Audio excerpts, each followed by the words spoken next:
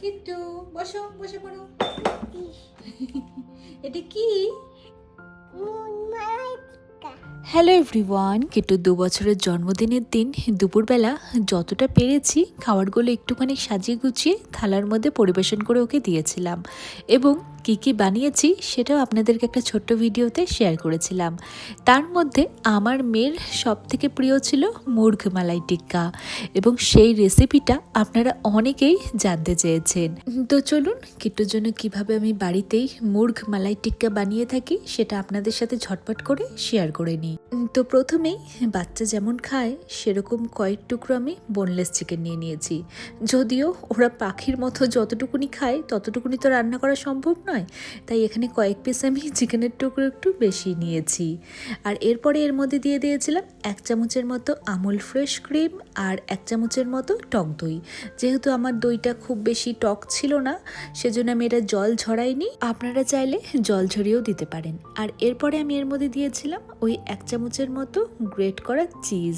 তো কিট্টুর খাবার হয়তো মাসে আমি 1-2 বারই চিজ এরকম ব্যবহার করে থাকি, আর বেশিরভাগ সময় ওই ব্রিটানিয়া কোম্পানির চিজটাই ব্যবহার করেছি।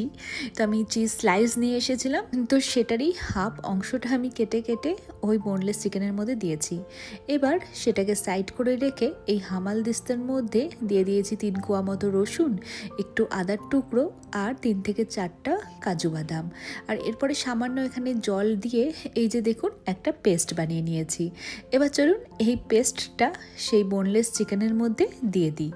এবার এই মালাই টিক্কাটাকে একটুখানি চটপাটা বানানোর জন্য এর মধ্যে দিয়ে দেব একটু সামান্য লেবুর রস, আর এদিকে দিয়ে দিয়েছি চাট মশলা, আর সব শেষে দিয়ে দেব পরিমাণ মতো লবণ।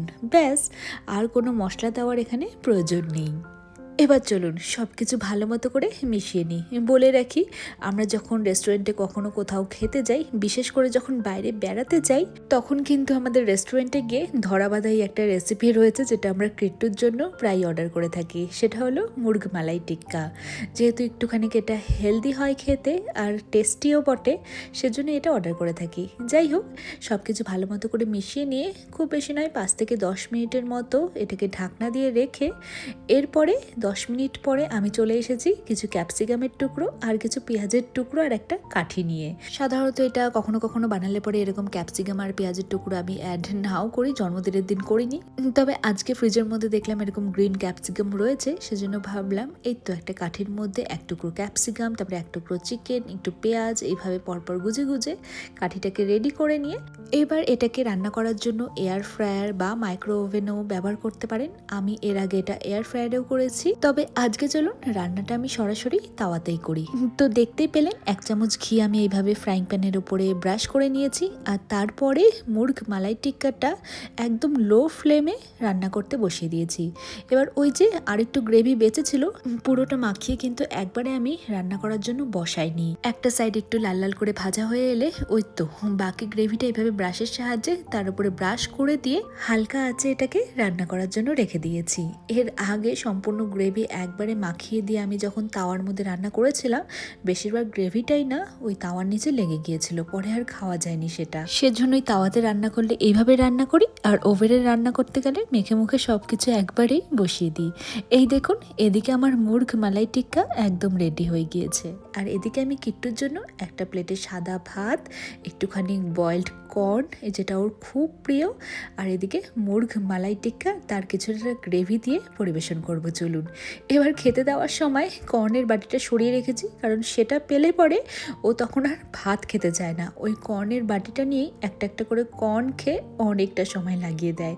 সেজন্যই আগে মুরগ মালাই টিক্কা দিয়ে ভাতটা খেয়ে নিক, তারপরে দেবো হচ্ছে ওকে 1 বাটি ওর প্রিয় বয়েলড কর্ন। কিট্টু কিট্টু বসো, বসে পড়ো। এটা কি? তুমি খেতে ভালোবাসো? ওকে, দাঁড়াও, টেবিলটা লাগিয়ে দিই। দাঁড়াও দাঁড়াও দাঁড়াও দাঁড়াও, গমো মামা। ভালো হয়েছে? কেমন হয়েছে? আচ্ছা, এই রেসিপিটা অনেকেই জানতে চেয়েছিল, এটা কিভাবে বানাই? আমি খাবো? খাবো? আমি খাবো না, ফু দেবো? ওকে, কিট্টু যতটা খাবে খাবে, তারপরে ওটা আমরা ফিনিশ করবো। Okay bye. কিট্টু ডিনার করুক। কিট্টু বাই বলে দাও। ডান